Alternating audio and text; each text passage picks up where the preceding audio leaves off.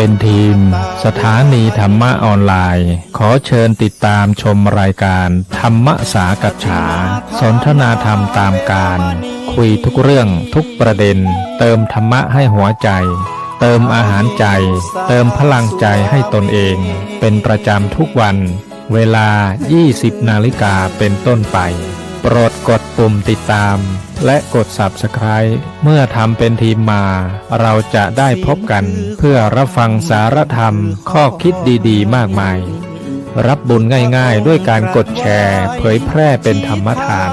สัพพะทานังธรรมทานังชินาติการให้ธรรมะย่อมชนะการให้ทั้งปวง1 แชร์ 1 บุญมีค่าเท่ากับเผยแผ่ธรรมะให้กว้างไกลแชร์ไปมากยิ่งได้บุญมากเป็นการเปิดโอกาสให้คนได้รับฟังธรรมพบปัญญามีความสุขพ้นจากทุกข์ด้วยการฟังธรรมะมาทวงคำมันหมู่บ้านศีลห้า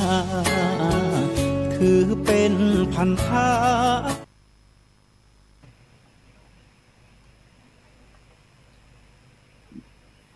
บุญเป็นเงาเฝ้าตามติดบุญเป็นมิตรในทุกที่คอยช่วยเหลือเอื้ออารีห่างลาคีปลอดโผยภัยบุญพิทักษ์บุญรักษาบุญนำปาฮือหมู่เฮาพบความสุขใสแม้นชีพปรับดับล่วงไปบุญส่งฮือสุขสวัสดีก็ขอกล่าวคำว่าธรรมสวัสดีกับบรรดาท่านผู้ฟังแล้วก็ท่านผู้ชมทุกท่านที่กำลังติดตามรายการพระพุทธศาสนา4แผ่นดินทางจ้องธรรมะเป็นทีมทีวีออนไลน์ที่กลุ่มพระสงฆ์อุบาสกอุบาสิการ่วมกันเผยแผ่ธรรมะออนไลน์ไลฟ์สดทาง Facebook ทาง YouTube แล้วก็สถานีวิทยุพระพุทธศาสนาคลื่นสีขาวนะชาวประชา8จังหวัดภาคเหนือ FM 104.50 เมกะเฮิรตซ์วัดฝายหินจังหวัดเชียงใหม่พร้อมถึง Facebook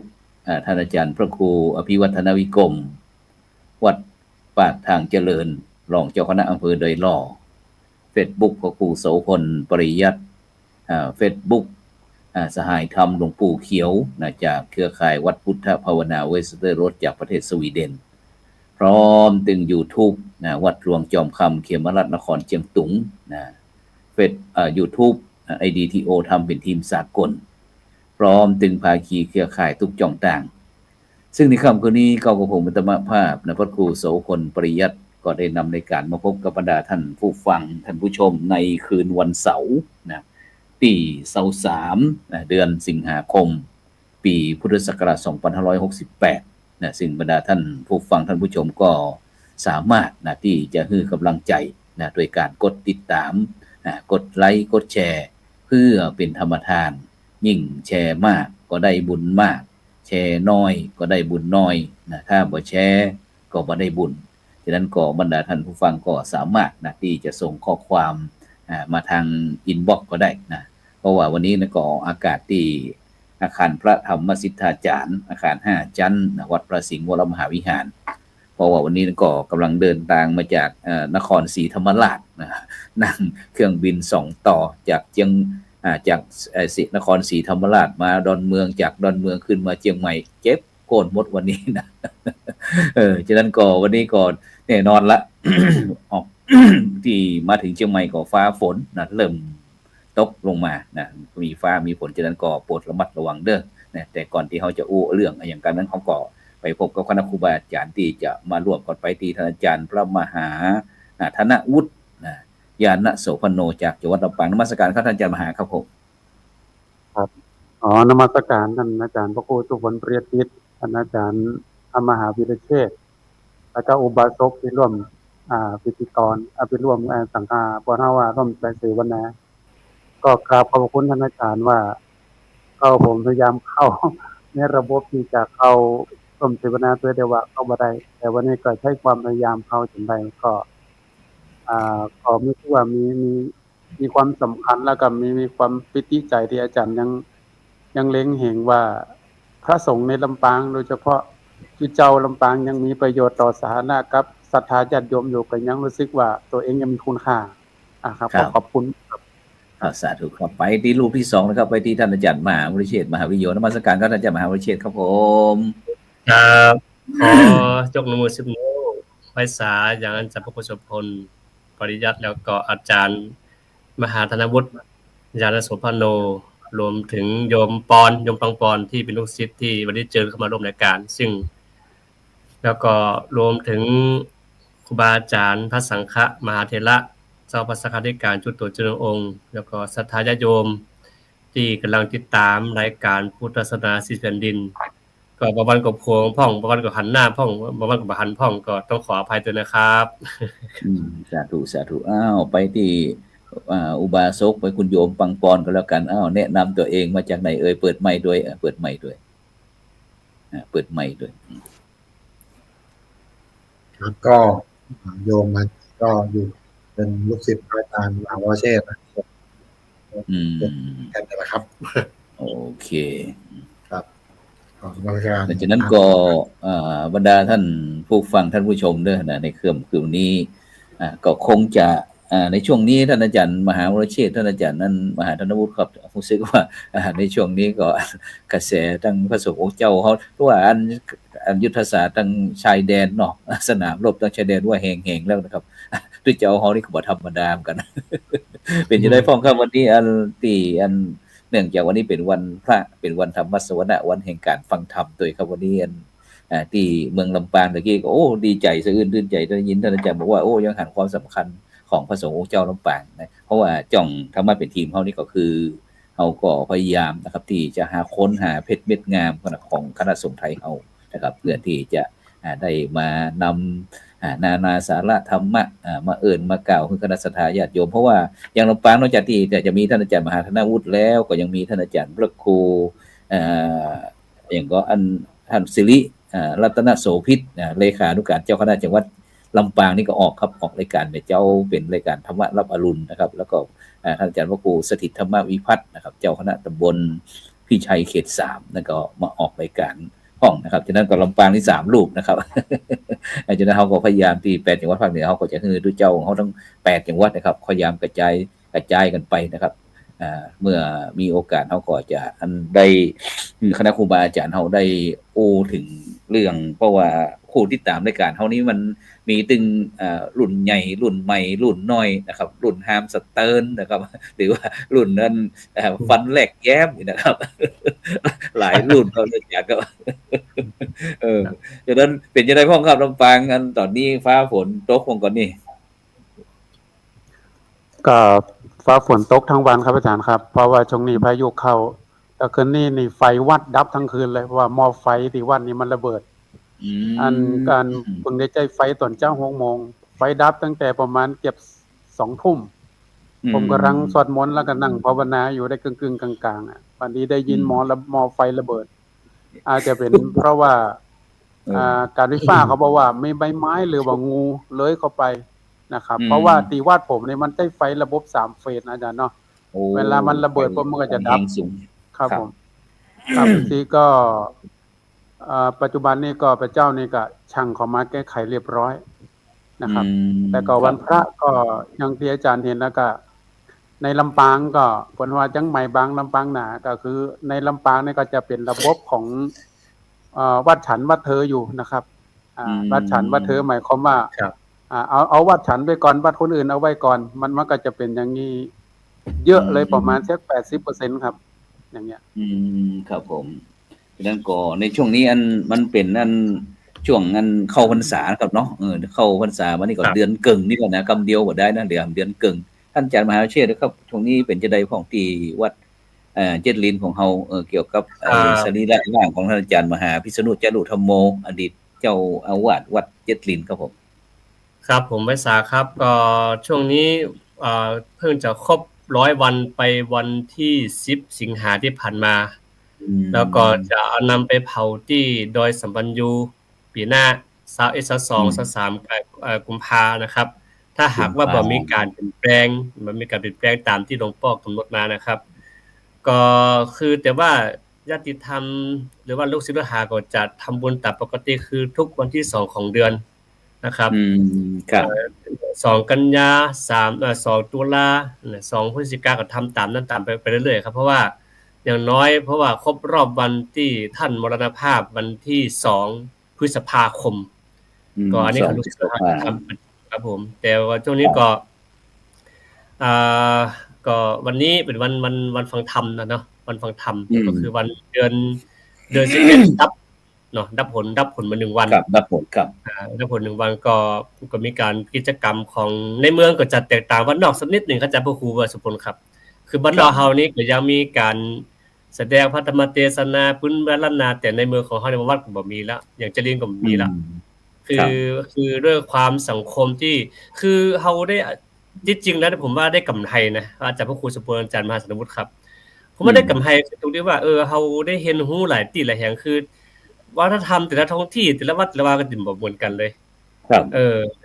อย่างเมื่อก่อนอยู่กับหลวงปู่ทองเนาะอันนั้นก็หลวงปู่ก็จะเน้นกิจกรรมเรื่องวันพระวันศีลตั้งแต่ฟัง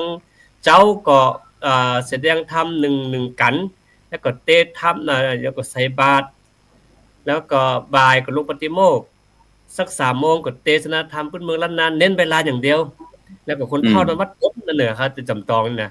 แต่ไปที่อื่นปุ๊บมันก็ห่างหายไปบางทีมีคนนมัส2คน3คนเดี๋ยวเหลือก็ไม่ยิงเนี่ยสมาร์ทเหลือเจ้าเท่าไม่ยิงเพราะปัจจัยก็บ่ค่อยเข้ากันแล้วนะครับอันนี้ก็คือมันสะท้อนมุมมองว่าสังคมล้านนาของเฮานี่ก็เปลี่ยนไปนักขนาดนักนะครับผมครับก็เปลี่ยนไปตามยุคสมัยคุณโยมล่ะว่าจะได้เป็นไผมาทางใดทำงานอย่างจะได้ฟังก็พอเฮายังก็จะบอกอันวันนี้ก็เพิ่งหันหน้ากันเนาะยังบ่ได้ก็จะบอกว่าจะเมืองไทยบ่เมืองได้ก็เมืองไม่ได้ไม่ได้ครับได้ไทยครับท่านลองดู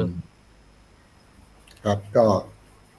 เดิมก็เป็นนักวิชาการด้านสิ่งแวดล้อมด้านสิ่งแวดล้อมครับสิ่งแวดล้อมเลยเพราะทำพวกโรงงานโรงไฟฟ้าแล้วก็สุดท้ายก็มาดูเรื่องโซล่าเซลล์ครับแล้วก็มาปฏิบัติธรรมแล้วก็สนใจในการปฏิบัติเรื่อยมาก็เลยติดตามท่านมหาวรเชษฐ์ครับสาธุฉะนั้นเขาก็คงจะต้องเมืองเนาะเพราะว่าอากาศนี้ก็จะฟังออกบ้างครับออกเนาะฉะนั้นก็โดยเฉพาะครับท่านอาจารย์มหาธนวุฒิครับในช่วงนี้มองหันนั่นสังคมเจ้าพุทธเฮาเป็นจะได้พ้องครับโดยเฉพาะปัจจุบันนี้วันนั้นเฮาได้ยินเมื่อ 4-5 ปีก่อนเฮาจะได้ยินพระบาทน้ำพุเนาะท่านอาจารย์อลงกฎเนาะแต่ก่อนนี้ท่านจะได้ช่วยเกี่ยวกับเรื่องช่วยพี่น้องที่เป็นโรคเอดส์เนาะเป็นโรคเอดส์อย่างต่างๆวันนี้บำบัดมาวันนั้นก็มานี่ว่ามันเกิดอย่างขึ้นนี่เนาะท่านอาจารย์มหานวุฒิไปโดยเฉพาะปัจจุบันนี้ก็ยังมีสเปตที่ว่าจะต้องลงมาโดยเฉพาะพระคุณเจ้าที่เป็นเจ้าอาวาสของซึ่งโดยเฉพาะเจ้าอาวาสที่จะต้องแสดงนั้นแสดงนี้แล้วก็โดยเฉพาะในปัจจุบันนี้สังคมมันก็ไปไกลบางพ่องก็ประกาศรับสมัครเจ้าอาวาสเขาก็บอกว่ามันเกิดอย่างขึ้นในสังคมในปัจจุบันเนี่ยลองช่วยกันนั่นลองช่วยกันทกสักหน่อยมันเกิดอย่างขึ้นในบ้านในเมืองก็ครับผมก็ถ้าสังคมปัจจุบันนี้ก็มองตู้เจ้าพระสงฆ์องค์เนรเอาเนี่ยเหมือนกับตัวประหลาดนะจ๊ะเนาะสมัยก่อนเนี่ยพระสงฆ์เขาจะไปย่างก้าไปแห่งหนตำบลใดเนี่ยทิศเหนือทิศใต้โดยเฉพาะคนเหนืออีสานจะมีความเคารพในพระเจ้าพระสงฆ์เป็นส่วนมากปัจจุบันนี่ก็คือความเป็นแปลงด้านจิตใจของสังคมโดยเฉพาะพระสงฆ์เนี่ยมันมีการบทบาทเอาเชิงของบทบาทของคฤหัสถ์เนาะของระบบราชการการเมืองเข้าไปใจในระบบพระสงฆ์เนี่ยมันมีผลดีในการที่จะอำนวยความสะดวกในการทำงานในการบริหารพระศาสนาได้แต่ว่าเวลาบริโภคมากไปเนี่ย ความเป็นสมณสัญญา หรือสัญญาความเป็นสมณะของตัวเจ้าเขาเนี่ยมันจะหายเพราะมันเอาระบบแบบเจ้าโลกก็ไปใจหนักมันไป ทีนี้สิ่งที่ว่าผมก็ดูเคสของอาจารย์อลงกฎเนาะวัดพระบาทน้ำพุเนี่ยผมก็ชื่นชมแล้วก็มีความศรัทธาในตัวหลวงพ่อมันนะที่เพิ่นได้ช่วยคนเป็นโรคเอดส์นะแต่ว่าระบบเมินไปมันกลายเป็นอย่างอีเนี่ยก็คือหมายความว่าพระพุทธเจ้าสอนบ่ผิดบ่อสรพิษคือเงินนะอาจารย์เนาะอำนาจจากจะบังคับบัญชาเนี่ยมันก็เลยกลายเป็นว่าพระสงฆ์เนี่ยเปิ่นใจบุญบารมีผิดวัตถุประสงค์อันนี้ผมคำว่าผิดวัตถุประสงค์คือว่าอันไหนที่จารีตหีดห้อยตีหลวงปู่ครูบาอาจารย์เฮาเนี่ยเปิ่นได้ทรัพย์มาจากความศรัทธาของญาติโยมแต่เปิ่นเอาทรัพย์นั่นมาสร้างสาธารณประโยชน์ต่อประชาชนต่อชุมชนต่อผู้คนในรอบข้างโดยเฉพาะหน่วยงานองค์กรบ่ว่าจะเป็นโรงพยาบาลโรงเรียนแม้แต่สำนักงานที่ทำให้ก่อประโยชน์กับสังคมเนี่ยเปิ้นก็จะช่วยเหลือจะสังเกตว่ายกตัวอย่างอย่างเช่นองค์ขอยกตัวอย่างว่าหลวงปู่ทองเนาะหลวงปู่พระพรหมมงคลเนี่ยหลวงปู่นี่มีความเป็นพระมหาเถระที่มีศีลวิสุทธินะจรณะสัมปันโนถึงพร้อมโดยสุปฏิปันโนเนี่ยโดยเหตุผลที่หลวงปู่เนี่ยประพฤติดีปฏิบัติชอบมีคนศรัทธาเรื่อมใส่หลวงปู่เยอะทีนี้ลาภสักการะครับมันก็เข้ามาทีนี้การบริหารลาภสักการะตรงเนี้ยครูบาอาจารย์อย่างเช่นหลวงปู่เปิ้นบ่ได้ยึดสะสมเงินทองเปิ้นได้มาเปิ้นสร้างโรงพยาบาลสร้างคนสร้างโรงเรียนสร้างหมอสร้างบุคลากรให้กับประโยชน์กับสังคมสร้างถนนหนทางเป็นต้นเปิ้นบ่ได้สะสมแต่พระสงฆ์เฮาวันนี้มันคิดผิดแผกไปอย่างนึงว่าเงินได้มานะเพราะบุญบารมีตัวเก่าแต่ตัวเก่าก็จะเอาไปใช้ในผิดวัตถุประสงค์เหมือนเขามาตัวเก่าปฏิบัติได้องค์ฌานนะอย่างเนาะครับสมมุตินะองค์ฌานเหาะเหินเดินอากาศดำดินมีเจโตปริญาณรู้หมดปละจิตใจบุคคลอื่นแต่มันเป็นโลกียฌานมันได้เป็นโลกุตละทีนี้มันเสื่อมเพราะอย่างเสื่อมเพราะลาภสักการะลาภเข้ามาเยอะเนาะสักการะคนนับถือมากจะเนี่ยอย่างก็ได้โดยลืมความเป็นสมณสัญญาก็เลยใจเงินใจโอกาสไปในทางผิดวัตถุประสงค์โดยเฉพาะมุมมองโลกเปิ้นมองทั้ง8ด้าน12ด้านเปิ้นมองแค่ด้านเดียวว่าของเปิ้นถูกที่ต้องที่สุดแต่มุมมองปัจจุบันเนี่ยสังคมเนาะอ่อนปัจจุบันโดยเฉพาะเจนปัจจุบันเนี่ยของเฮามันเจน X เจน Y นะจ๊ะเนาะเจนไม่ใกล้ฟังละนะทีนี้ก็นอนมันจะแบบมีความศรัทธาในพระศาสนาละครับไปถามนอนบ่เดียวเลยนับถือศาสนาบ่นับถือศาสนาเนี่ยเลยบ่นับถือผู้บ่นับถือพระบ่นับถือตัวเจ้าบ่นับถือเม็ดข้าวบ่นับถือพระเหลืองนี่หมายความว่าความเห็นมุมมองทัศนะของนอนปัจจุบันมันเปลี่ยนไปเพราะหยังเพราะ1ต้นแบบไอดอลก็คือพระสงฆ์เฮาเนี่ยบ่สามารถเป็นผู้นำจิตวิญญาณที่แท้จริงยังอิงเชิงระบบการเมืองแต่บ่ได้อิงลงระบบของพระธรรมวินัยเพราะฉะนั้นพระสงฆ์เนี่ยต้องปรับตัวรับมือกับถือว่ากับการมุมมองเชิงลบเพราะสังคมทุกวันนี้มองพระสงฆ์ในเชิงลบมากโดยเฉพาะการพัฒนาตนเก่าเดี๋ยวอันเรื่องมองเชิงลบนี่เขามองจังได๋ครับเอาว่าอันที่เขามองทุกเจ้าถ้าในมุมมองคือมองเชิงลบมีลักษณะที่ว่าข่าวคราวนะอาจารย์เนาะข่าวพระสงฆ์มันดังติดต่อกันหลายสัปดาห์ติดต่อกันโดยเฉพาะข่าวที่ออกมาบ่ได้เกิดมาจากพระสงฆ์องค์เน้นที่อายุน้อย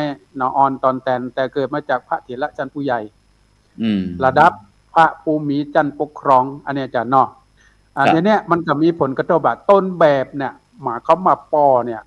อทำบัดดีแล้วเนี่ยมันก็จะส่งผลต่อลูกแล้วเนาะอันนี้นะทีนี้เขาก็มองว่าขนาดต้นแบบยังบัดดีแล้วเรียกว่าคนติดตามต้นแบบมันจะดีกว่าคือมองเหมารวมครับอาจารย์ว่าเพราะฉะนั้นเขาเลยมองพระสงฆ์เนี่ยบทบาทพระสงฆ์แท้จริงคืออันหยังบางคนมาถ้าเจ้าบวชมาแล้วบ่ต้องถือสตังค์ อันนี้มันก็น่าคิดนะมันมีโยมคนหนึ่งถามผมว่าอาจารย์บวชมานี่อาจารย์รับเงินไหมรับแต่อาตมารับและอาตมาใช้จ่ายในทางที่มันเป็นประโยชน์และไม่เป็นพิษต่อสมณสัญญา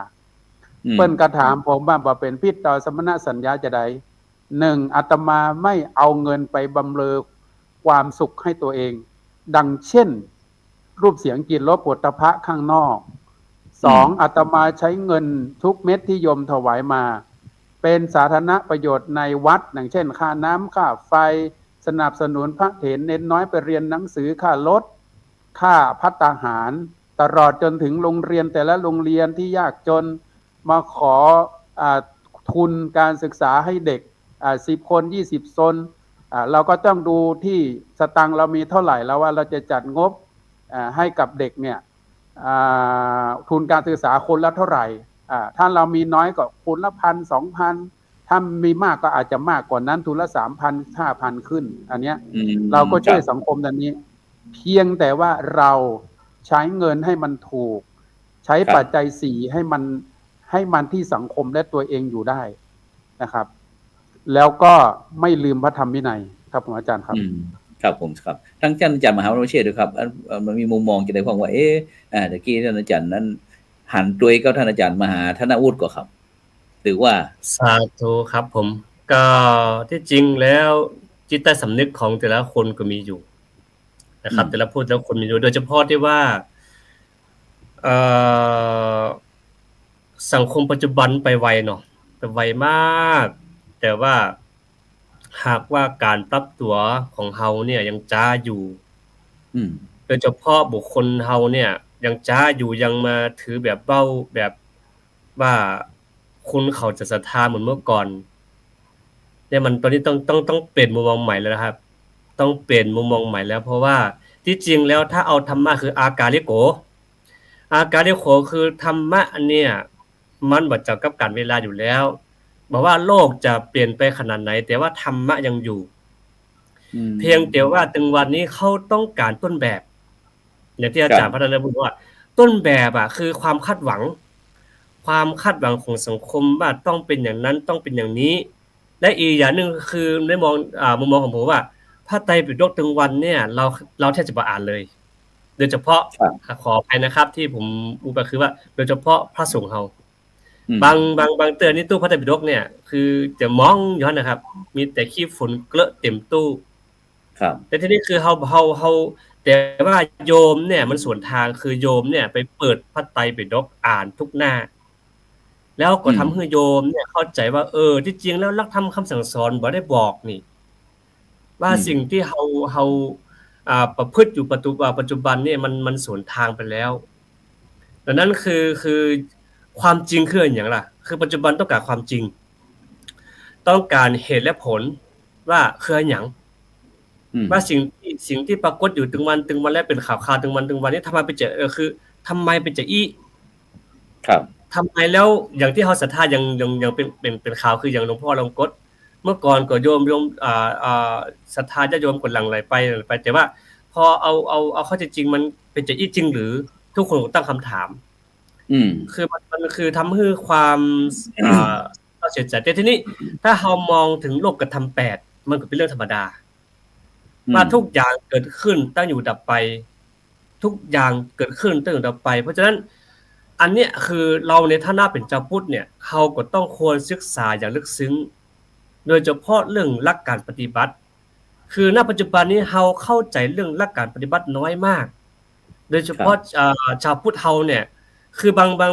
ครั้งเนี่ยไปตีความตัวอักษร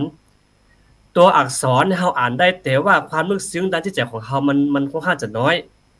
มันซึมเข้าบ่ถึงแก่นตรงนั้นการอ่านหนังสืออ่านได้หมดอะครับแต่ว่าถ้าเฮาเข้าถึงจริงๆแล้วเนี่ยสภาวะความอ่อนโยนทางจิตมันจะมีอยู่ความอ่อนนุ่มความอ่อนโยนความมีเมตตาธรรมความเบาใส่ร้ายป้ายสีต่างๆนานามันก็จะซึมเข้าไปแล้วก็การที่จะไปมันจะมีปัญญาแล้วก็จะช่วยแยกแยะเหตุผลสิ่งเหล่านี้ออกมาเฮาจะกรองออกมาทันทีเลยเพราะฉะนั้นคือการที่เฮาเอาแต่ว่าตัวอักษรที่บันทึกไว้อย่างเดียวปุ๊บเนี่ยมาฟันธงปุ๊บเนี่ยตรงนี้ก็ถามว่าถูกผิดหรือบ่ผิดนะคือทุกในโลกนี้เรื่องบ่มีผิดบ่มีถูกเพียงแต่ว่าอาจจะบ่ถูกใจในสิ่งที่เฮาต้องการคือความคาดหวัง อย่างที่ผมเคยตั้งคติธรรมของผมว่าอยู่แบบไม่คาดหวังแต่ทำแบบไม่คาดหวังคือการที่ทำไม่คาดหวังทุกอย่างเนี่ยมันจะเจ็บใจเพราะว่าอย่างสมมติเราต้องสมมติว่าผมคาดหวังต่ออาจารย์พระโคชพลต้องเป็นอย่างนี้นะปุ๊บแต่แต่พอเขาพูดปุ๊บเบื้องหลังเป็นอย่างไรกันแน่พอเขาจะทำไมสิ่งที่เราคาดหวังปุ๊บเนี่ยมันกลับดรอปลงทันทีศรัทธาญาติโยมศรัทธาตั้งมั่นอยู่มันก็จะดรอปลงทีนี้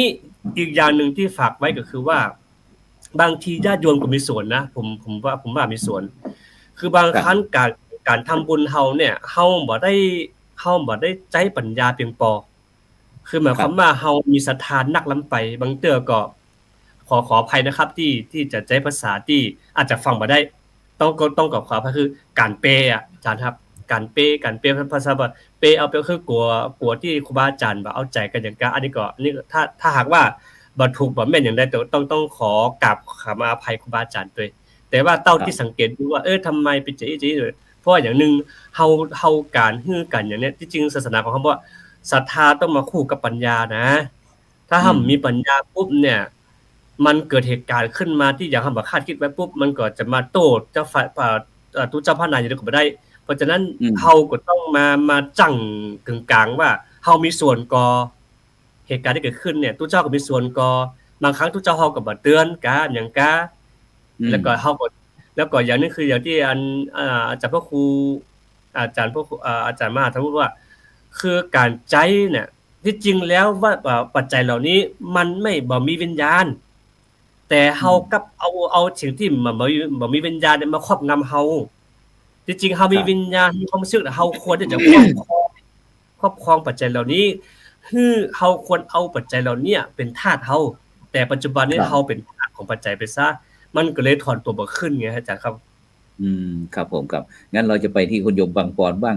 มันเกิดขึ้นน่ะเรื่องที่ในปัจจุบันในมุมมองของอุบาสกก็แล้วกันเนาะคุณโยมบางปอนเนาะเกี่ยวกับเรื่องมันเกิดอะไรขึ้นในสังคมเราระหว่างพระคุณเจ้ากับสังคมเราเนี่ยในปัจจุบันส่วนมากก็จะมาเพ่งโทษพระคุณเจ้าว่าเป็นอย่างนั้นคนอย่างนี้ถ้าตามของคุณโยมมองอย่างไรบ้างส่วนใหญ่ผมมองว่ามันเป็นการที่คือเดี๋ยวนี้สื่อมันไปไวและสื่อเนี่ยอาจจะมีส่วนในการทำให้ชี้นำในความผิดทุกอย่างคือชี้ไปที่ตัวพระเองหรือว่าชี้ไปที่ตัวผู้ปฏิบัติเองแต่ละท่านเนี่ยคราวนี้สื่ออาจจะมีการชี้นำหรือการโปรโมทของสื่อในแต่ละที่เนี่ยคือเดี๋ยวนี้ทำไมผมพูดรวมๆนะก็คือหลักๆเราเห็นแต่คนที่สื่อออกมาแต่สิ่งไม่ดีผมไม่เคยเห็นสื่อโปรโมทพระดีแบบยาวนานอันเนี้ยผมมองว่าหนึ่งเป็นเรื่องที่แบบมันก็สำคัญเหมือนกันแล้วสื่อเนี่ยณปัจจุบันเนี้ยทุกคนมีมือถือทุกคนมีกล้องทุกคนพร้อมจะเอาไอ้ตรงเนี้ยถ่ายรูปถ่ายวิดีโอถ่ายคลิปต่างๆซึ่งตรงเนี้ยมันเป็นหลักฐานเป็นดิจิตอลฟุตปริ้นท์จะติดอยู่ในโลกออนไลน์หรือติดอยู่ในอินเทอร์เน็ตในชั่วกาลนานตราบที่อินเทอร์เน็ตมันจะยังอยู่ยังคงอยู่เพราะฉะนั้นเนี่ยสิ่งเหล่านี้จะกลายเป็นว่าทุกคนสังคมเนี้ยแต่ละเนื่องจากณปัจจุบันเนี่ยแต่ละคนมันจิตใจเนาะมีความแบบพูดง่ายคือแต่ละคนก็ห่างธรรมะห่างและไม่ได้ขัดเกลาผมจะเจอในสังคมที่ผมเจอมานะมักจะเป็นสังคมที่จ้องจับผิดกันอยู่เสมอใครทำอะไรผิดนิดผิดหน่อยเอาละเดี๋ยวต้องเอามาสร้างเป็นเรื่องต้องเอาเรื่องนี้มาโยงกับเรื่องนั้นมาโยงกับเรื่องนี้แล้วสุดท้ายมันจะกลายเป็นปมแล้วเป็นคดีแล้วก็ขยายความออกไปเรื่อยๆพอขยายความออกไปปุ๊บสื่อก็จะเข้ามาพอมันเป็นเรื่องใหญ่สื่อก็จะเข้ามาตีความไม่ว่ากรณีศรีกาก๊อปกรณีหลวงพ่ออลงกฎกรณีต่างๆเนี้ยจริงๆแล้วมันก็มีส่วนในเรื่องเริ่มต้นจากพระสงฆ์ที่ผมจะพูดยังไงดีมันก็ว่ารับลาภสักการะจนกระทั่งท่านอาจจะเคยชินหรือท่านอาจจะเหมือนกับว่าได้รับอยู่ตลอดทำให้ท่านรู้สึกว่าคนนี้เข้ามาหาคนนี้เข้ามาต้องมีลาภสักการะเข้ามาหาเสมออย่างเงี้ยจนกระทั่งติดในลาภสักการะนั้นอันนี้ผมมองว่าแล้วสื่อก็มาประโคม ในสิ่งที่มันไม่ดีไม่ถูกไม่ควรซึ่งตรงนี้มันกลายว่ามันกระจายแล้วมันร้ายแรงแล้วทำให้บุคคลต่างๆเนี่ยเริ่มเสื่อมในศรัทธาเพราะมันเห็นความไม่ดีแล้วช่วงนี้มันเรียกว่าต่อเนื่องและยาวนานทำให้คนเนี่ยรู้สึกว่าสุดท้ายเนี่ยพระสงฆ์เป็นที่พึ่งทางจิตใจได้จริงหรือฉันจะไปหมู่ไปไหว้ไปอะไรอย่างอื่นดีกว่าอย่างนี้ครับกลายเป็นว่า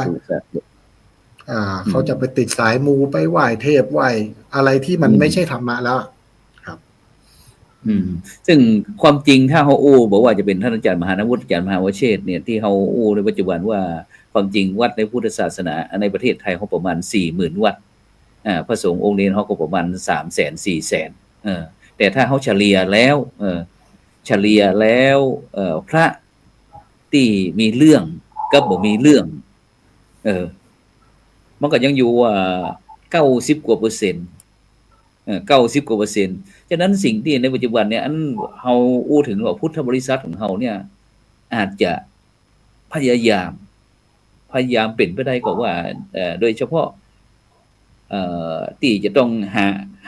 หาแปะอู้กันง่ายๆความจริงมันโต้กันไปโต้กันมาไงความจริงพระนี่นะที่ผมหันนี่นะที่ว่าเพิ่นนะก็เพราะประชาชนทุกลำบากพระสงฆ์องค์เจ้าเนี่ยบอกว่าจะเป็นงานอะไรอย่างกระจ้างงานอะไรก็ตาม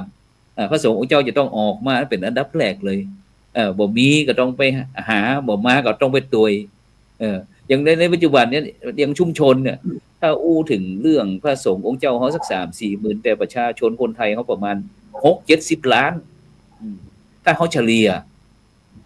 มันก็น่าอีดูเหมือนกันนะน่านึกถึงว่าคุณเจ้านี่นะเพราะในปัจจุบันเนี่ยว่าการบริการเขาเนี่ยอู้ง่ายๆมันบ่ทั่วถึงอัตรามันนักลงไปอาจจะหลายร้อยต่อหนึ่งฉะนั้นเนี่ยในปัจจุบันนี้เขาว่าจะอย่างพระคุณเจ้าเนาะพระคุณเจ้าที่เป็นเจ้าอาวาสนี่ก็แค่อู้ง่ายๆบางป้องเขาก็โจมตีจิปาถะเขาก็ว่านะว่าเนี่ยมีเงินนักล่าสักละความจริงนิยพัฒน์นะหรือว่าปัจจัยที่กาอาหารพระทหารที่พระเจ้าอยู่หัวเพิ่นถวายนี่นะเดือนหนึ่งพระเจ้าอาวาสเขานี่1,800แล้วนะ1,800ต่อเดือนทั้งนี้ซึ่งเขาก็น่าคิดว่าบอกเป็นอย่างศรัทธาญาติโยมหรือว่าทุกเจ้ามีเงินนักอย่างต่างๆฉะนั้นเขาบ่ได้ไปว่าใครเข้าข้างใครนะโดยเฉพาะเขาก็ต้องให้กำลังใจพระสงฆ์เจ้าด้วยถึงแม้เพราะว่าในช่วงนี้มันเป็นยุค New Normal ยุคมาใหม่อย่างที่คุณโยมบรรอู้เนี่ยว่าอย่างทางสังคมนี่จ้องจับผิดกันพยายามที่จะหาแปะหาอย่างต่างๆที่ขอฮ้องว่าส่วนตัวเองนี่ดีหมดตัวคนอื่นนี่บ่ดีสักสิ่งสักอย่างนะฉะนั้นเขาจำเป็นโดยเฉพาะพุทธบริษัทพุทธศาสนาเขาจำเป็นที่จะต้องกลับมาบ่ใช่มาจิกตีกันเหมือนกับไก่ในฉลองตุ๊จีนนั่นนะฉะนั้นมันเป็นสิ่งพิสูจน์พระพุทธศาสนาด้วยว่าเนี่ยอย่างฮิปัสสิโกเนี่ยเขาโดยเฉพาะพระคุณเจ้าเปิ้นก็เฮียนนะในปัจจุบันไม่ใช่ว่าธรรมดานะผมว่านะแต่มันอาจปัญหาเนี่ยมันหลากหลายโดยเฉพาะคนในปัจจุบันนี้ปัญหานี้ตัวเองเนี่ยถ้าปัญหาเขายังตัวผมมีปัญหาผมก็จัดการปัญหาของผมเรียบร้อยอาจารย์มหาวเชษฐ์มีปัญหาอาจารย์มหาวเชษฐ์ก็จัดปัญหาอาจารย์เรียบร้อยแต่ในปัจจุบันเนี่ยปัญหาของคนไทยเขาเนี่ยอู้กันง่ายๆเนี่ยมันนักหนาป้านแต่คนต่างคนเอาปัญหาตัวเองเนี่ยเอาขว้างออกมาเอาโยนออกมาคือเป็นปัญหาของสาธารณะทั้งที่เป็นปัญหาอาจจะเป็นส่วนตัวบุคคลหรือว่าภายในครอบครัวของตนเองเพราะโดยเฉพาะเรื่องความรับผิดชอบไงความรับผิดชอบตัวส่วนรวมเนี่ยของเขามีน้อยปัจจุบันนี้มันถึงเขาเนี่ยคนมันถึงมันบ่มีที่ผมคิดว่านะเข้าผมว่าผมฮู้จะไปลงที่ไหนนั่นแหละก็เลยความจริงว่าสงฆ์เจ้าเฮา 100% เนี่ยอย่างผมยกตัวอย่างให้ประมาณที่เพิ่นยังอยู่ศีลกินธรรมประมาณ90กว่าเปอร์เซ็นต์เนี่ยตีเฉลี่ยขึ้นมันที่เกิดมาเนี่ยเฮาก็นับเป็นเปอร์เซ็นต์มันก็บ่ได้ซึ่งโดยเฉพาะมันก็มีพ้องมีถึงดีถึงบ่ดีเพราะหยังเพราะว่าพระสงฆ์ของเจ้านี่เป็นลูกเจ้าบ้านอาจจะมีขี่ยุกขี่ยาขี่เหล้าขี่ม้าขี่ไฟขี่ไฮโลกีฬาต่างๆผมที่เข้ามาบวชนะบางคนถ้าที่อันเฮาหันตำรวจจับอีนะส่วนมากก็อาจจะที่บวชเดือน2เดือน3เดือนแต่ สังคมมันเหมาเนี่ยเหมาว่าเนี่ยดูเจ้าเนี่ยเนี่ยฉะนั้นหมู่เนี่ยว่าจำเป็นที่เจ้าพูดของเขาบอกว่าจะเป็นพระสงฆ์องค์เจ้าอุบาสกอุบาสิกาต่างๆจะต้องมาคิดกันไม่ใช่ว่าจะต้องไปโทษฝ่ายใดฝ่ายหนึ่งเพราะว่าต้องรับผิดชอบทั้งหมดพุทธบริษัทนั่นแหละไม่ใช่พระคุณเจ้าพระพุทธเจ้าไม่ได้ให้พุทธศาสนาเนี่ยเป็นเดียพระคุณเจ้าโดยอันเราดูเพิ่นก็ถึงบอกเราอุบาสกอุบาสิกาภิกษุภิกษุณีพุทธบริษัท4แต่ในปัจจุบันผมว่าน่าอีดูด้วยเจ้านะครับบอกว่าแต่ก่อนนี้ด้วยเจ้าของเฮานี่จะเป็นขวัญใจของชุมชนแต่ในปัจจุบันนี้ก็บ่ฮู้ล่ะเพิ่นจะด้วยจะด้วยอย่างบ่ฮู้นะฉะนั้นท่านอาจารย์มหาท่านพูดบ่ฮู้ว่าจะ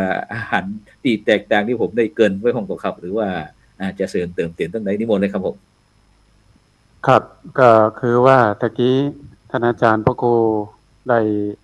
เอาคำวิเคราะห์ของอุบาสกเนาะมาอู้ว่าส่วนหนึ่งที่พระพุทธศาสนาเราเป็นอย่างเนี้ยก็เป็นเพราะพวกนักข่าวหรือเปล่าพวกนี้ก็คือพวกรีพอร์เตอร์นี่นะพวกเขียนข่าวอ่านข่าวแล้วก็รายงานข่าวเนี่ยดังนั้นข่าวดีๆพวกนี้ก็จะไม่เขียนเพราะมันขายไม่ได้เขาก็จะต้องเอาข่าวที่ไม่ดีที่มันขายได้เข้าสู่สาธารณชนอันนั้นพระสงฆ์เราเนี่ยความเป็นสมณะอาจารย์สังเกตก็เวลานักโทษอย่างก็ได้ฆ่าคนตายเนี่ยอย่างเนี้ยหมู่นี่ก็จะปิดหน้าเบอร์หน้าหมดนะนักข่าวก็จะเบอร์หน้าแต่ถ้าดูเจ้าเฮานี่ปโตมันเต็มหน้าจะมะอาจารย์เพราะฉะนั้นคำว่าการปฏิบัติกับพระสงฆ์เหมือนกับพลเมืองที่สองเป็นพลเมืองที่สองอยู่ที่พระสงฆ์อยู่ใต้กฎหมายรัฐธรรมนูญของเหมือนกับพวกเขาแต่ว่าเฮาเนี่ยพระสงฆ์เนี่ยอยู่ใต้กฎหมายอยู่ใต้ข้อบัญญัติของศีลที่พระเจ้าทรงบัญญัติอยู่ใต้กฎแห่งกรรมอยู่ใต้กฎหมายของคณะสงฆ์และของมส.แล้วก็อยู่ในใต้กฎของธรรมชาติแต่ว่าพระสงฆ์เฮาเนี่ยเวลาเฮาทำหรือว่าผิดพลาดหรือพระสงฆ์รูปใดก้าวผิดพลาดไปเนี่ยอันจะเป็นช่องโจมตีให้นักข่าวได้เขียนข่าวแล้วก็จะได้ขายข่าวผมก็ต้องบอกว่าชาวพุทธก็หมายถึงว่าคนพุทธที่เขาไปอ่านข่าวเนี่ยบ่ได้ใช้หลักการพิจารณาโดยโยนิโสมนสิการคือหมายความว่าป่นป้อนข้อมูลไปฉันเชื่อหมดคำว่าฉันเชื่อหมดในภาพที่ฉันเห็นเนี่ยมันได้มองบ่ได้พิจารณาว่าภาพที่เห็นนั่นน่ะปูมหลังหรือว่าภูมิหลังป่นเป็นจะใดเป็นภาพ AI ก็เป็นภาพที่เขาเอามาตัดต่อเติมก็ใช่มั้ยครับจึงแต่ว่าอาจบ่ได้มองเก้าเอาแต่ป่ายมาใส่ก็พอในวังข้างชาวพูดเฮาเนี่ยก็จะเป็นกระบอกเสียงให้กับพวกที่ทำร้ายเช่นกันที่ผมอู้อย่างนี้พ่อจะไหนผมบอกว่าชาวพุทธที่ขาดการพิจารณาผมไม่ได้ว่าเพิ่นมีปัญญานะเพิ่นมีปัญญาแต่เพิ่นขาดหลักการพิจารณาว่าข่าวที่ออกมานั้นเราต้องมีมุมมองกี่ด้านกระจกจะมี8ด้านอาจารย์เนาะเอามีมุมมองกี่ด้านเพราะฉะนั้นพระสงฆ์เฮาเนี่ยถ้าเรารู้ว่านักข่าวก็เปรียบเสมือนเรดาร์ที่พร้อมที่จะทำลายเนี่ยเราก็ต้องสำรวมระมัดระวังดังนั้นพระเจ้าเฮาเนี่ยจะแย่อย่างตึงวันในพระอาจารย์เวลาที่เจ้าไปช่วยน้ำท่วมเอาเข้าไปแจกไปทำกับข้าวแจกสรุปถุงยังชีพพวกนี้ก็จะโจมตีว่ามันเป็นหน้าที่อย่างของเจ้านี่อย่างผมมาจากที่เจ้คำภาษายาบัตนั่นอย่างจะไปเสือในเรื่องของโยมอีเนาะนี่เขาก็จะมุมมองว่าเป็นนักการเมืองที่เขาชื่นชอบเนี่ยจะเนี่ยอย่างกระตาเนี่ยก็จะโคตรนะแล้วก็จะออกข่าวในลักษณะเชิงที่ว่าภาพลักษณ์ที่ว่าเชิงบวกแต่ตัวเจ้าเขาเนี่ยอย่างกับเชิงลบหมดเลยแต่ว่าเขาไม่ได้มองว่าโรงเรียนโรงพักโรงพยาบาลโรงอย่างก็ตามถ้าขาดเหลือสิ่งใดมักจะเข้ามาหาวัดหาหลวงพ่อตู้ปีตู้อาวโดยเฉพาะพระสงฆ์ครูบาอาจารย์ที่เปิ้นเป็นมีปารมีที่ญาติโยมศรัทธามีปัจจัยก็จะมาขอแปลงนั่นสร้างนี่กับพระพุทธเจ้ายังหลวงพ่อคูณนี่เนาะยังไงเนาะอย่างหลวงพ่อคูณเนี่ยหลวงพ่อคูณเนี่ยผมยังจำกำเปิ้นได้นะมีนักข่าวที่ใช้ยืนไปถามเปิ้นว่าหลวงพ่อทำอย่างนี้เป็นยังไงเขามองหลวงพ่อยังไงหลวงพ่อคูณมันก็บอกว่า เขามองกูดีก็มีเขามองกูไม่ดีก็มีอย่าไปยึดถือช่างหัวมันช่างเปลือกช่างมัน อันนี้คือคติธรรมของพระอริยะเนาะ ครับ แต่ทีเนี้ยเขาจะแก้ไขปัญหาเขาอย่างไรพระสงฆ์เนี่ยพระสงฆ์เขานี่หนึ่งต้องไม่ลืมความเป็นสมณะสัญญาว่าเราเป็นสมณะ ครับ สอง อืม ข่าวโซเชียลปัจจุบันเนี้ยมันดังอย่างกับเพราะแตกเหมือนกระจกที่แบบบางแบบพร้อมที่จะทำลายไม่ได้สนับสนุนสามจะพูดจะทำเวลาผมไปสอนมหาลัยอาจารย์ไปสอนในซินเนี่ย ครั ว่า บ ลูกถ้าลูกเน้นเขาจะไปกินอันอย่างเนี้ยจะไปถ่ายรูปแล้วก็ลงในเฟซแล้วก็อวดเนอร์ศรัทธาเจ้าบ้านเขาไปได้มองสรรเสริญนะเขาจะด่าเอานะนี่เนาะ อาจารย์ครับ ผม ครับ จำคำสมเด็จพระสังฆราชสมเด็จพระยาณสังวรได้ว่า เป็นพระอย่ารวยนะครับ อืม ผมนึกว่าตู้เจ้าเฮาเนี่ย อยู่แบบพอเพียงบ่เห่อเหิมนะบ่มัวเมาอย่างเช่น ครับ มัวเมายศนะจ๊ะเนาะยะโสรัทธานมัตชัยยะได้ยศแล้วไม่พึงเมาเป็นต้น อันนี้สำคัญ ครับ ตู้เจ้าเฮาบางทีมันอยากได้จื่ออยากได้หน้า อันนี้ผมก็ว่ามันก็มีนะเพราะมันเป็นกิเลสเนาะ ครับ แต่ถ้าเขามีสมณสัญญาเขาเนี่ยข่าวพวกนี้มันจะบ่มีครับ เพราะฉะนั้นทำอย่างไรคือพุทธศาสนิกชนหรือศรัทธาขอมอมภาพลักษณ์ของตุเจ้าในเชิงบวกหนึ่งพระสงฆ์เขาต้องตั้งสติก่อน พิจารณาว่าติมันเป็นจะอีเพราะอันหยังค้นหาไปค้นหาสาเหตุ หมายความว่าเราต้องไปมูฟในเรื่องอริยสัจสี่นะจ๊ะเนาะ ครับ เราต้องรู้ว่าเหตุทุกข์มันเกิดจากอะไรเกิดจากสมุทัยก็เหตุเกิดแห่งทุกข์คืออะไรเนี่ยครับเหตุเกิดแห่งทุกข์นั่นคืออะไรเหตุเกิดแห่งปัญหาคืออะไรเนี่ยนะครับ นิโรธะนะครับความรู้แจ้งคือการที่จะดับทุกข์เนี่ยมันเป็นลักษณะแบบไหนมรรคะคือหนทางที่เราจะเจริญตามเนี่ยให้มันมีสันติสงบแล้วก็เย็นทั้งเขาทั้งเราทำอย่างไรหนึ่งเขาต้องค้นหาว่าสมุทัยก็คือหาต้นทุกข์ว่ามาจากตัณหา จากกามตัณหาภวตัณหาวิภวตัณหาตัวเนี้ยถ้าค้นตัวเองว่าตัวเองเป็นคนที่เห่อเหิมในสิ่งที่เป็นของคฤหัสถ์มันเยอะเกินไปเขาก็ซอบลงหน่อย ครับ เพราะเขาว่าซอบแล้วเพิ่นว่าเพิ่นเท่าว่าอย่างอาจารย์พยายามทำตัวของเขาเนี่ยมันอยู่ในสถานะของความเป็นกลางกลางเนาะว่าค้นหาความทุกข์ความจะเดือดร้อนเพราะอย่างหนึ่งอำนาจของเงินสองในเรื่องของมาตุคามก็เช่นเดียวกัน ดังเช่น พระอานนท์ถามพระพุทธเจ้าว่าการบาหันมาตุคามหรือแม่หญิงเนี่ยเนี่ยจะใดปฏิบัติจะใดพระพุทธเจ้าการบาหันน่ะเป็นทางที่ดีที่สุดละอานนท์ถ้าพระอานนท์ก็ถามถ้าจำเป็นต้องหันละครับ ถ้าจำเป็นต้องหันก็บ่ต้องไปอู้ไปคุยมันเนี่ยเนาะพระพุทธเจ้าก็สอนถ้าจำเป็นต้องอู้ต้องคุยล่ะพระพุทธเจ้าก็ต้องมีสำรวมระมัดระวังในอินทรีย์ตาหูจมูกลิ้นกายใจนี่นะคือมีความสำรวมระมัดระวังแล้วก็มีความเป็นสมณสัญญาแบ่งเขตในเรื่องของศีลในความประพฤติไม่ใช่ยูนิฟอร์มเดอะมังส์เป็นไม่ใช่เป็นพระนะครับยูนิฟอร์มใครๆก็เอามาใส่นะแต่ความเป็นข้างในของพระจริงๆแปลว่าพระแปลว่าผู้เสียสละผู้แบ่งปันผู้ไม่ยึดถือและผู้ไม่ยึดติดในวัตถุสิ่งของสิ่งใดอันเนี้ยผมว่าน่าจะเป็นบริบทคือกับพระสงฆ์เขาในอนาคตทั้งนาใดประการที่สองขออีกนิดนึงอาจารย์ประการที่สองก็คือการที่เราจะบริโภคสิ่งใดพระพุทธเจ้าสอนโภชเนมัตตัญญุตาเนาะไม่ว่าเราจะบริโภคอำนาจยศเนี่ยจะไปกระสันถ้าเฮากระสันมากจะกระแสเจอกระแสแน่นอนนะครับมันกระสันมากมันอยากได้โน่นนั่นคือตัณหาคือความอยากเนาะแล้วก็มันบ่มองวิธีการได้มาด้วยวิธีการอะไรอย่างก็ตามแต่ที่ว่ามันพิษคันลองเนี่ยมันก็จะเป็นช่องของคนวานคฤหัสถ์โจมตีหรือพระสงฆ์องค์นี้เขาเนี่ยมีความอิจฉาริษยากันเนี่ยก็โจมตีมาได้เพราะฉะนั้นผมดูว่ารู้จักกินรู้จักใช้รู้จักไปรู้จักปฏิบัติรู้จักกินก็หมายความว่าพระสงฆ์เขาเนี่ยกินแค่มื้อสองมื้อก็พอละนะครับรู้จักใช้คือคำว่าความเป็นสมณะของเราใช้ตามหลักพระธรรมวินัยปัจจัยเกินตามพระธรรมวินัยนะรู้จักใช้รู้จักกินแล้วก็รู้จักสงบตนหมายความว่าพระสงฆ์เขาเนี่ยบางทีเนี่ย เขาเถียงกับคฤหัสถ์บ่มีชนะอาจารย์ เพราะว่า ครับ คฤหัสถ์เขามีกิเลสแต่จู่เจ้าเขาเนี่ยในเมื่อเขาคัดเกลาแล้วเขาจะบ่ต้องเถียง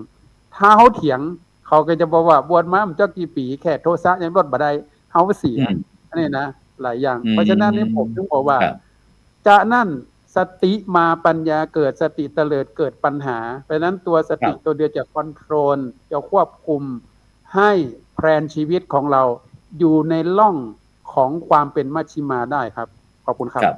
ครับอาจารย์มหาวชิรด้วยครับว่าจะได้ครับ สาธุครับก็ปัจจุบันนี้ก็คือต้องเอาหลักธรรมนำหน้าแล้วพระอาจารย์พระครูครับ คือเราต้องหันมาปฏิบัติแล้วก็ใส่ใจเรื่องเรื่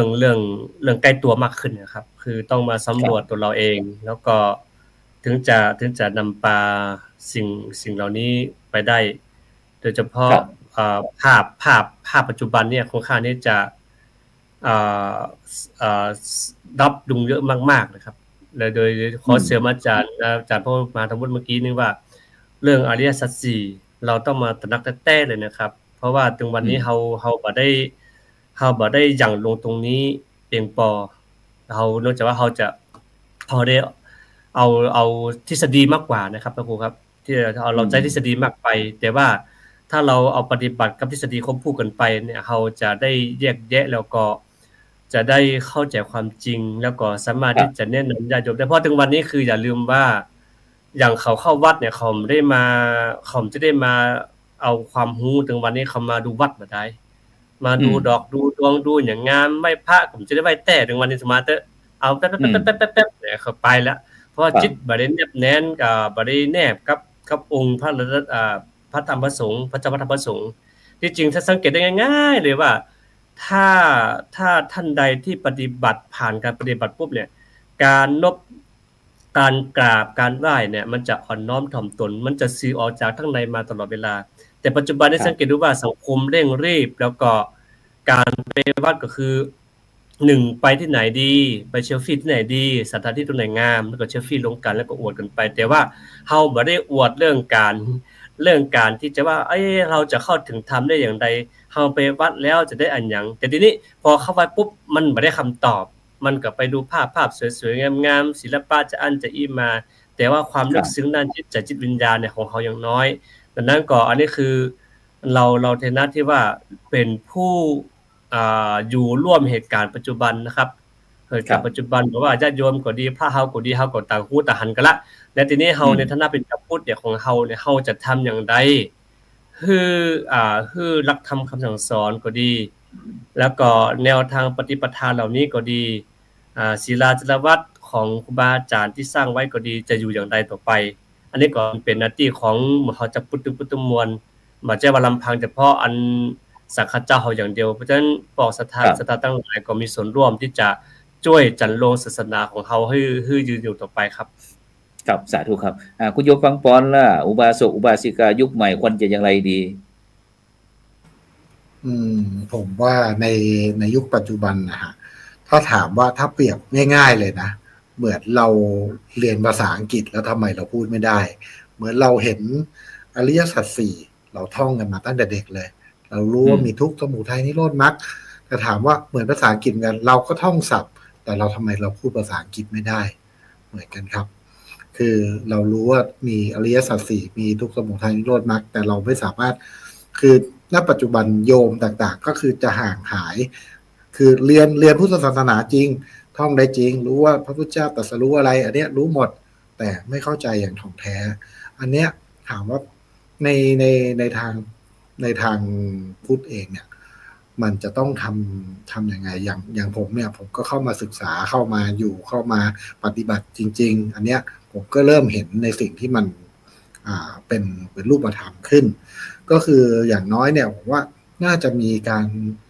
เหมือนกับอะไรจัดคอร์สวิปัสสนาหรืออะไรเงี้ยคือเหมือนเป็นการส่งเสริมมาให้คนเข้าวัดไม่ใช่เข้ามาแค่เซลฟี่ไม่ใช่เข้ามาแค่แบบว่าไหว้สิ่งศักดิ์สิทธิ์หรือเข้ามาแบบ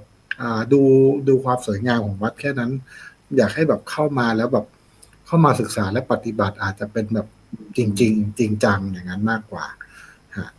มันอาจจะทำให้คนเนี่ยเริ่มแบบแต่ว่าในณปัจจุบันถ้าพูดจริงๆก็คือโยมแต่ละท่าน หรือว่ามนุษย์แต่ละท่านย่อมมีพูดง่ายๆคือปัจจุบันเนี่ยมันอยู่ในความเห็นแก่ตัวเวลาเป็นของมีค่าคือของสำคัญที่สุดฉันต้องคือทุกวันเนี้ยทุกคนมุ่งไปที่เงินแต่ละวินาทีฉันจะหาเงินได้ยังไงพูดกระทั่งว่าเงินลอยอยู่ในอากาศแล้วฉันจะหยิบมันออกมายังไงคือทุกอย่างอ่ะเราเป็นทาสเงินไปแล้วจะขัดเกลาจิตใจตรงนี้ยังไงมากกว่าครับเจริญพร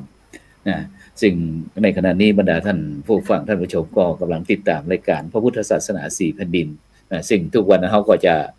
อู้กันเกี่ยวกับเรื่องหลักธรรมคำสอนในตั้งบอกว่าจะเป็นประเทศจีนประเทศพม่าประเทศลาวประเทศไทยบ้างแต่วันนี้ก็เนื่องจากที่มาด้วยกันมาได้นัดหมาย วันนี้ก็เลยได้อู้เรื่องปัจจุบันทันด่วนที่เกิดสิ่งที่เกิดขึ้นในสังคมบ้านเฮาโดยเฉพาะสังคมชาวพุทธของเฮาโดยเฉพาะแม้แต่ที่ประเทศกัมพูชาก็เป็นชาวพุทธประเทศไทยก็เป็นชาวพุทธแต่ก็มีการลบราฆ่าฟันกันนะซึ่งตรงเนี้ยมันก็เป็นสิ่งที่ถ้าพี่น้องพุทธศาสนิกชนพุทธบริษัทของเฮาถ้าเป็นผู้ที่พิจารณาแบบแยบคายโยนิโสมนสิการอย่างท่านอาจารย์มหาธนวุฒิอยู่เนี่ยเฮาก็จะหันอย่างทุกสิ่งทุกอย่างที่มันเกิดขึ้นนะซึ่งโดยเฉพาะพี่น้องพุทธบริษัทของเฮาเนี่ยจำเป็นอย่างยิ่งนะที่จะต้องถือวิกฤตเราเนี่ยเป็นโอกาสว่าในปัจจุบันเนี่ยพระพุทธศาสนาเฮาเข้มพุทธบริษัทเฮาเข้มแข็งหรือยังหรือว่าเฮาจะต้องไปโทษคนนั้นโทษคนนี้เพราะทุกสิ่งทุกอย่างนี่มันบ่ใจว่าเกิดขึ้นมาโดยบ่มีเหตุมีผลมีเหตุมีปัจจัยฉะนั้นสิ่งพวกนี้มันก็จะเป็นโดยเฉพาะเรื่องจิตใจนะมโนบุพพังขมาธรรมามโนเชตามโนมยาใจเป็นใหญ่ใจเป็นประธานทุกอย่างสำเร็จโดยใจนะฉะนั้นพี่น้องชาวพุทธเขาจะต้องกลับมาดูที่ใจตัวเองเป็นก็ท่านอาจารย์มหาธนวุฒิว่าในปัจจุบันเนี่ยโดยเฉพาะเนี่ยเฮามักจะโยนความผิดไปให้คนอื่นน่ะดีใส่ตัวชั่วคนอื่นปัจจุบันนี่สังคมเป็นยี่นะท่านอาจารย์มหาธนวุฒิดีใส่ตัวชั่วคนอื่นยังอู้ง่ายข่าวงานการงานที่พระสงฆ์องค์เจ้าทำนักหนาปะปานครับบอกว่าทีวีบอกว่าวิทยุอย่างต่างๆที่ว่านักจัดการทุกวันเนี่ยเขาบ่เคยเอาออกเลยบ่ต้องอย่างนั้นแค่โครงการหมู่บ้านรักษาศีล5เนี่ยถ้าบ่มีจ้องเฮานี่นะบ่มีวันได้ออกครับเนี่ยฉะนั้นเฮาจำเป็นพระสงฆ์องค์เจ้าเฮาก็บ่ต้องน้อยเนื้อต่ำใจนะครับที่เฮาจะต้องพิสูจน์เหมือนกันเพราะวันเป็นโอกาสที่เขาจะได้พิสูจน์ว่าของแท้ก่อนี่นะเพราะว่าบางครั้งเขาอาจจะท้องแท้ไม่กลัวความร้อนมันจำเป็นครับอาจารย์ครับเพราะว่ามันจะต้องสามัคคีกลมเกลียวกันไงอย่างโครงการหมู่บ้านรักษาศีล5เนี่ยคือวัตถุประสงค์มันมีสร้างสันติสุขสามัคคีปรองดองอย่างเงี้ยซึ่งเป้าหมายเขาก็คือเรื่องความสุขแบบยั่งยืนคือพี่น้องประชาชนคนไทยเขาเนี่ยโดยเฉพาะใจรักธรรมในทางพุทธศาสนาเนี่ยคืออยู่ด้วยกันอย่างอีนอปอกันน่ะถ้อยทีถ้อยอาศัยปึ่งป้าอาศัยซึ่งกันและกันบ่โทษบ่โยนความผิดคนนั้นคนนี้บ่ใช่ว่าพระสงฆ์เจ้าเมื่อพระสงฆ์เจ้าอ่อนแอพุทธบริษัทเขาก็ต้องเข้ามาเสริมบ่ใช่ว่าเขากระทืบซ้ำเหมือนกูวันเนี้ยไผอ่อนแล้วบ่ได้เลยตั้งที่ก่อนเนี่ยอย่างอาจารย์เจ้าคุณอลงกฎเนี่ยแต่ก่อนนี่หน่วยงานองค์กรภาครัฐภาคเอกชนถึงข้าราชการพ่อค้าประชาชนทุกสิ่งทุกอย่างไปขอบรรจุหมดแต่เมื่อเปิ้นทำมาเนี่ยเนี่ยเฮาบ่ฮู้ว่ามันเกิดอย่างขึ้นประเดี๋ยวนี้ปัดท่อกูก็ง่ายๆน่ะอันยูหัวเรือออกจะว่าทีมันก็ดูกระไรอยู่เนาะยูหัวเรือออกบ่ว่าจะเป็นคณะสงฆ์เฮาก็ดีส่วนราชการก็ดีสำนักงานพุทธศาสนาก็ดีหรือว่าตั้งรัฐบาลก็ดีเป็นอะไรอย่างนั้นมันตรงกับคำพังเพยว่าเสร็จนาฆ่าโคเสร็จศึกฆ่าขุนพลอาจารย์มันถึงแม้จะฆ่าจะได้ก็ตามอาจารย์มันบ่ใช่ต่างแก้ปัญหาไงถึงคุณตรงนี้มันก็เกิดอยู่นั่นแหละปัญหาเพราะว่าปัญหามันยังไม่ได้รับการแก้ไขที่ถูกตามทำนองครองธรรมอ่ะผมมันไม่มีวันหมดผมมองว่าเจ้าคุณเอาลงกฎเนี่ยผมมองปนว่าภาคส่วนที่เปิ้นทำมาเนี่ยมันดีนะแต่ว่าระยะหลังเนี่ยมันมีความเปลี่ยนแปลงไปเพราะว่ามีฆราวาสญาติโยมเข้ามาขอมีส่วนร่วมในการสังคมไงอย่างครับยุคโลกาภิวัตน์นี่ไงที่มันเข้ามาเปลี่ยนแปลงที่ทำให้เฮาอาจจะความสุขที่แตกต่างกันไงอย่างหมู่เฮาที่พระสงฆ์เจ้าที่อยู่เป็นสมณสารูปอาจจะนัตติสันติพลังสุขังสุขอื่นยิ่งกว่าความสงบบ่มี แต่วันคนมันจะว่าสตังค์สรนังคฉามิ เอาสตังค์เป็นที่เปิ้งเนี่ยฉะนั้นมุมมองเราเนี่ยมันเป็นสิ่งที่ท้าทายนะก็เลยวันนี้ก็เลยเวลาหมดเวลาก็เลยอยากจะฝากกับบรรดาพี่น้องพุทธบริษัทบอกว่าเป็นพระสงฆ์องค์เจ้าอุบาสกอุบาสิกาต่างๆโดยเฉพาะที่นับถือพุทธศาสนาจำเป็นที่เราทุกคนจะต้องกลับมาคิดกันบอกว่าจะเป็นรายการคนนั้นคนนี้โหนสลิงอย่างกระจ่างเถอะพวกคุณจะต้องไปเปลี่ยนความคิดใหม่ที่คุณทำปัจจุบันเนี่ยคุณทำลายส่วนรวมหรือเปล่าต้องถามย้อนไปที่สื่อนี่นะครับความจริงสิ่งดีๆเยอะแยะมากมายแต่คุณเคยทำหน้าที่คุณไหมถามดังๆว่าคุณเคยทำหน้าที่ของคุณไหมแต่มีแต่หมู่เนี้ยที่เข้ามาปกป้องพุทธศาสนาที่จะพยายามที่จะสืบต่ออยู่พุทธศาสนาบอกว่าจะเป็นเรื่องการบวชพ่องเอาลูกเอาหลานไปวัดไปวางคือบำรุงพุทธศาสนาคำจูพุทธศาสนาต่างนะครับฉะนั้นผมย้อนดูสมเด็จพระเจ้าตากสินนะที่ว่ากู้กรุงศรีอยุธยานะอาจารย์เนาะครับนั่นนะพระสงฆ์เขาต้องกู้วิกฤตศรัทธานะครับอันนี้ต้องกู้ แต่กู้แบบไหนอ่ะมันวิกฤตให้เป็นโอกาสได้ก็คือพิสูจน์กับความจริงนะครับคือว่าเขาก็ต้องถึงแม้เปิ่นออกอย่างมาเขาก็เป็นกระจกส่องดูเสร็จแล้วเขาก็ตรงไหนที่มันบ่ดีเขาก็แงบมันอย่างน้อยจัดปรับเพิ่งเป็นเหมาะกับสมณสารลูกกับยุคสมัยครับอาจารย์ครับเนาะฉะนั้นวันนี้ต้องกราบขอบพระคุณครับท่านอาจารย์มหาธนวุฒินะครับยานโสพโนท่านอาจารย์มหาวรเชษฐ์มหาวิโยและคุณโยมฟังปอนที่ได้มาช่วยสร้างบรรยากาศนะคือกำลังใจกับคนตอนนี้หลายท่านหลายคนอาจจะครูบาอาจารย์หลายรูปอาจจะท้อแท้อาจจะท้อถอยท้อแท้ได้แต่ท้อถอยมาได้นะครับฉะนั้นก็ขอถวายคือกำลังใจกับทุกท่านนะครับฉะนั้นก็ในค่ำคืนนี้ก็เวลาหมดเวลานะครับฉะนั้นก็วันพรุ่งนี้เราก็จะพบกับรายการเห็นธรรมเห็นเราเห็นธรรมนะครับซึ่งพระครูโสพลประยัติเดินทางนั่งเครื่องบิน2ต่อนะครับจากเชียงใหม่ไปดอนเมืองจากดอนเมืองไปนครศรีธรรมราชนะครับตอนนี้เราได้ไปเผยแผ่พุทธศาสนาย้อนรอยนะครับย้อนรอยนะครับฉะนั้นเราได้ไปช่วยพุทธศาสนาเขาที่นครศรีธรรมราชโดยฉะนั้นก็วันพรุ่งนี้เราก็จะมาอู้กันว่าเราไปทำอะไรนะครับมาคุยให้พ่อแม่พี่น้องสาญาติโยมได้ฟังเพื่อที่จะได้เป็นส่วนหนึ่งในการที่จะเป็นที่คือกำลังอกกำลังใจซึ่งกันนะครับฉะนั้นก่อนในค่ำคืนนี้เวลาหมดเวลานะครับขอกล่าวคำว่าสา